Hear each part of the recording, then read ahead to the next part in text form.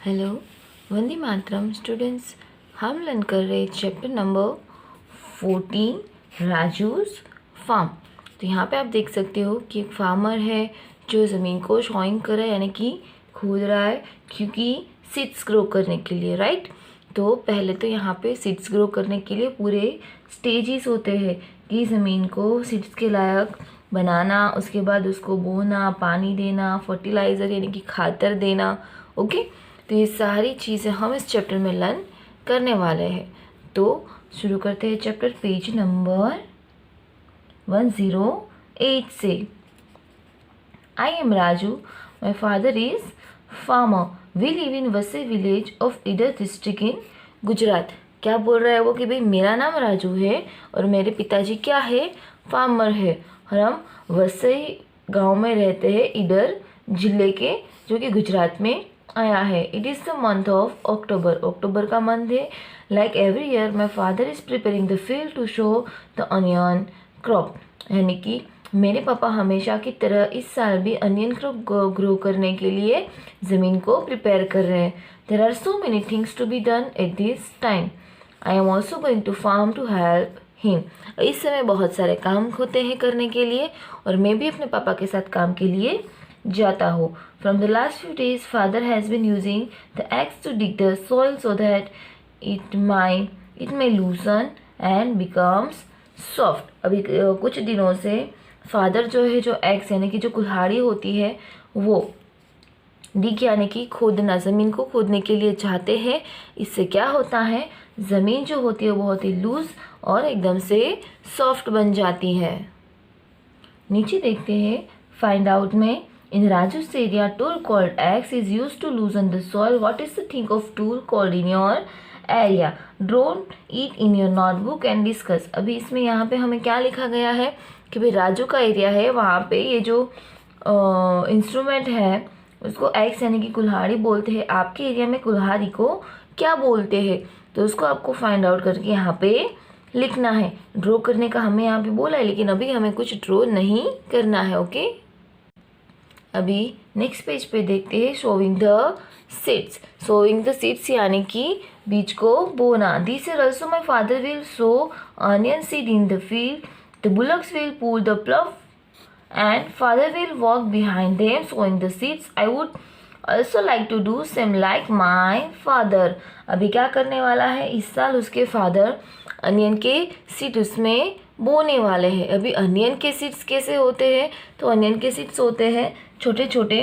तो कोई भी चीज़ को ग्रो करने के लिए उसके सीड्स को पहले ज़मीन में ग्रो करना पड़ता है। तो ग्रो करने की भी पूरी एक सिस्टम होती है, और जो इंस्ट्रूमेंट उसमें यूज़ होता है, वो जो औजार उसमें यूज़ होता है, उसको प्लव यानी कि हल बोलते हैं। और यहाँ पे आप देख सकते हो नीचे पिक्चर भी दिया गया है, ये हल है। यहाँ पे ये जो बुलक और फिर हल की जो सेंटर की स्टिक होती है ना, वो यहाँ से यहाँ तक जाती है। यहाँ पे एकदम से कांटे जैसा शेप वाला यहाँ पे ये औजार होता है, एक पार्ट होता है, और यहाँ पे एक छन्नी जैसा होता है जिसमें सारे सीड्स को फार्मर्स रखते हैं।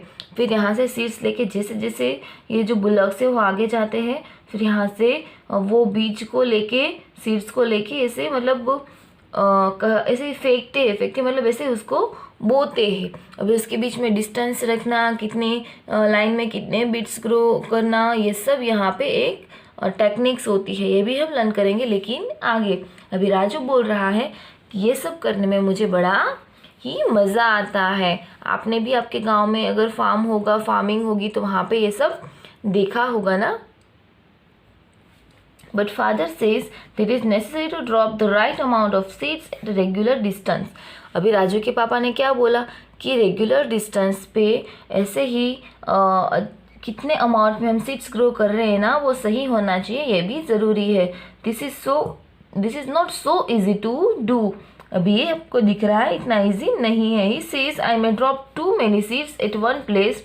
आई must wait till I am a little older to be able to do this properly। यानी कि उसके पापा बोल रहे हैं कि भाई हमें एक बार एक मुट्ठी में जितने सीड्स लिए उतने ही लेकर डालने ज़रूरी है। कोई भी एरिया में ज़्यादा सीड्स ना गिर जाए, उसका हमें ख्याल रखना चाहिए। अगर आपने एक साथ बहुत सारे सीड्स ले लिए तो उसको हैंडल करने के लिए भी आपको वेट करना होता है कि छोटे छोटे सीड्स जो होते हैं ना वो भी छोटे होते हैं, लेकिन जब वो बड़े हो जाते हैं ना, ग्रो अप करते, तो बहुत सारी एरिया को वो लोग कवर करते हैं, राइट। तो अगर आपने एक साथ बहुत सारे बीज बो दिए तो फिर वो बड़े हो गए तो आजू बाजू में तो फिर एक दूसरे के साथ टकरा जाएंगे, या तो फिर वो बिगड़ने की भी प्रोबेबिलिटी हो सकती है ना।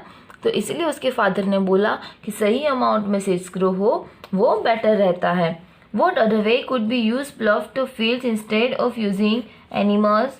डिस्कस। अभी अदर कौन से काम में हलों का यूज़ होता है, तो अपने आजू बाजू में फार्म या तो फिर कुछ और होता है। आपकी फैमिली में अगर आपके फादर है, ग्रैंडफादर, उनके पास फार्म हो तो उनको पूछ के आपको ये इन्फॉर्मेशन लेनी है। उसके बाद है शार्पलिंग्स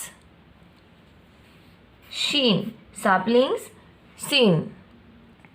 अभी शार्पलिंग सीन का मीनिंग क्या होता है? शार्पलिंग्स यानी कि जो क्यारे होते हैं, जो सब्स होते हैं छोटे छोटे, यानी कि जो रोप होते हैं ना, वो हमें दिखने लगे। ये इस टॉपिक का मीनिंग ये होता है।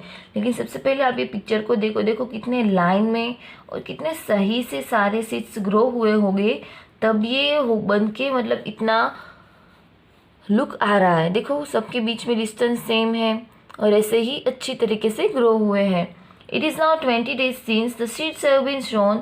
The onion seeds have started to germinate. Germinate यानी कि उसका ग्रो होना, वो बाहर निकल रहे। अभी बीज बोए हुए कितने दिन हुए हैं? ओनली 20 डेज हुए हैं। उसके बाद से ये प्रोसेस होने लगी है और इतना लुक आ रहा है। Along with onion plants, weeds have also come up. Weeds grow in the field and gardens without being planted. weeds का मीनिंग क्या होता है? हमारे यहाँ पे weeds को ना ऐसे ही नॉर्मल लैंग्वेज में नींदन बोला जाता है, यानी कि जो हम कभी कभी पर्टिकुलर क्रॉप्स ग्रो करते हैं ना, उसके साथ साथ बिना ग्रो किए हुए ही कुछ अननेसेसरी ग्रास ग्रो हो जाता है, उसको हम बोलते हैं वीड्स। अभी वीड्स की वजह से क्या होता है? हमें नुकसान होता है कि जो फर्टिलाइज़र, जो पानी, जो चीज़ हमें सारे हमारे मेन सीड्स को देना होता है, तो वो लेके चले जाते हैं वीड्स। ऐसा होता है। ओके, नेक्स्ट पेज पे देखते हैं।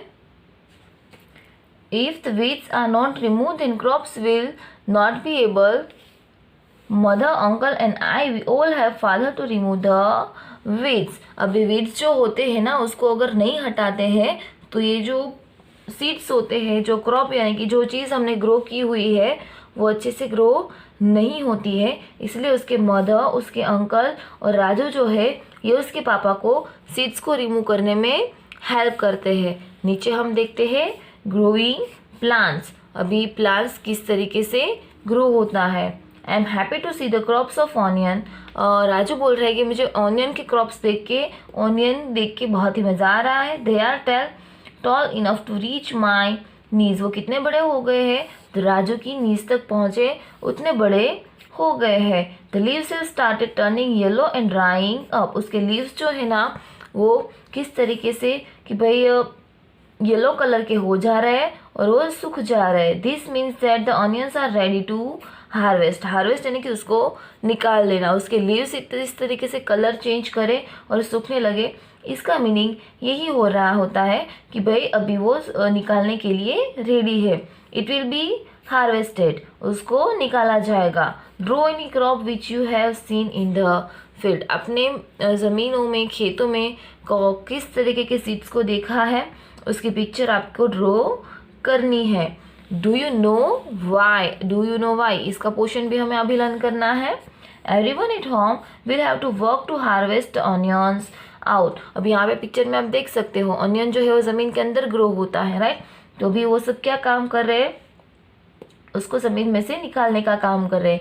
It is important that this should be done at the right time. अब ये भी एक सही समय पे हो जाए तो अच्छा रहता है। हमें पता है कि हमने कुछ बनाने के लिए गैस पे चढ़ाया हुआ है, अगर वो बन जाए तो हमें वो पता चल जाता है। फिर उसको हमें पता है कि ये चीज़ 2 दिन तक सही रहेगी, तो हम 2 दिन तक उसको खा लेते। तीसरे दिन तक वो मतलब बिगड़ जाता है, उसमें फंगल लग जाती है या तो फिर कुछ और इश्यू हो जाता है, वो खाने का लायक नहीं रहता। इसी तरीके से ये जो अनियन है, तो उसको हम ग्रो करते हैं, क्रॉप्स को ग्रो करते हैं, तो अगर वो पक जाता है, वो बन जाता है, अच्छी तरीके से ग्रो हो जाता है, तो उसको ज़्यादातर ज़मीन से जुड़े हुए नहीं रखना चाहिए। हमें पता है कि अभी वो खाने का लायक है, उसको लेके सीधा वेयर हाउस में डाल के उसको सेल कर देना चाहिए। If we are late, the onion will rot in the ground itself and all our hard work will be wasted. Onion जो है वो अंदर ही अंदर ज़मीन में सड़ जाते हैं और हमारी सारी जो मेहनत है वो वेस्ट जाती है। Raju help his father in the field. Do you help the elders in your family in their work? Raju अपने पापा को खेतों के कामों में मदद करता है। क्या आप अपने फैमिली में किसी को उसके कामों में मदद करते हैं? In which work do you help? आप कौन से कामों में मदद करते हो? तो मैंने यहाँ पे लिखा है yes, help my mother to keep the house clean. मैं अपनी मम्मी को अपना घर क्लीन रखने में मदद करती हूँ। आप कौन से कामों में मदद करते हो वो आपको यहाँ पे लिखना है, अदरवाइज आप ये आंसर भी यहाँ पे लिख सकते हो कि नेक्स्ट क्वेश्चन है did you enjoy the work? Yes I enjoy the work. क्या आपको ये काम करने में मज़ा आता है? तो यस, मुझे ये काम करने में बड़ा ही मज़ा आ रहा है। ओके, आज हमें इतना ही लर्न करना है, लेकिन आपको ये 2 क्वेश्चन आंसर्स तो कंप्लीट करने, लेकिन चैप्टर को अच्छे से लर्न करना है और समझना है। फिर वो ऑनियन का क्या करेंगे वो हम नेक्स्ट पोर्शन में लर्न करेंगे। ओके, वंदे मातरम।